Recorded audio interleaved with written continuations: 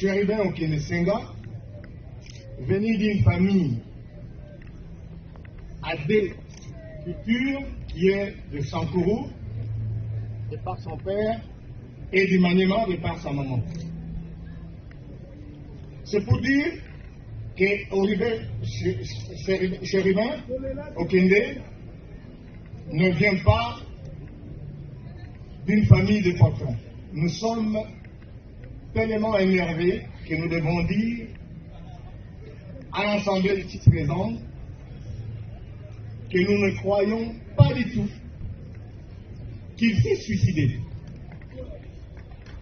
Et tout le monde sait que Chéribin a été assassiné. Et ça a été dit le lendemain du jour où le malheur lui est parvenu. Il n'est pas parti au marché ni au supermarché, il est allé à la Cour constitutionnelle. Nous ne sommes pas des amnésiques pour qu'on vienne nous raconter des bêtises et qu'on ne nous fasse pas taire, parce que nous n'allons jamais abandonner le combat. Chéribin a été tué de manière la plus sauvage. Et au centre de la ville de Kinshasa, vous vous rendez compte qu'un homme si connu qu'a été notre frère, député en fonction, ex-ministre du gouvernement national, qu'on choque dans les ancêtres de la Cour constitutionnelle et le lendemain on le trouve mort. Et pour vous autres, la population quinoise, quel sort vous attend?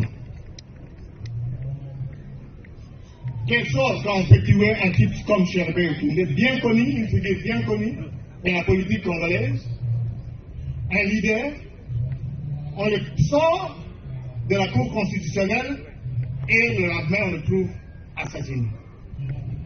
Bien, nous nous réservons de ne pas faire beaucoup de commentaires puisqu'en réalité, le collectif d'avocats que nous avons choisi de manière professionnelle et les avocats au niveau international sont en train de s'y mettre pour contraindre, pour dire la vérité sur ce qui est arrivé. Et je vous le promets, nous avons tous les éléments à notre possession pour contredire tout ce qui a été raconté au niveau de la Cour de cassation. Un boulot. Donc, donnez-leur l'autorisation d'intervenir. Ainsi donc, je voudrais ici vous dire que le jour de sa mort, Chéribin Okende n'attisait aucun signe de désarroi ou de déception. C'est-à-dire qu'il n'avait aucune raison d'aller s'assassiner, disons, se suicider. Donc qu'on ne vienne pas nous tromper qu'il s'est suicidé. C'est la manière la plus facile d'insulter quelqu'un qui a eu beaucoup de valeur, qui a fait la fierté de votre gouvernement. Parlant du gouvernement, c'est un gouvernement irresponsable qui nous a abandonnés jusqu'à ce moment-ci. Je vais vous faire savoir que tout ce que nous sommes en train d'organiser, depuis le moment où il est décédé jusqu'à aujourd'hui, nous n'avons eu aucun rang, ni du gouvernement, ni du Parlement.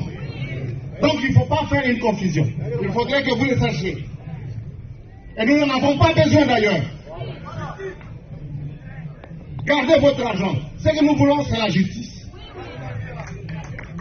Au chef de l'État, garant de la nation, soi-disant,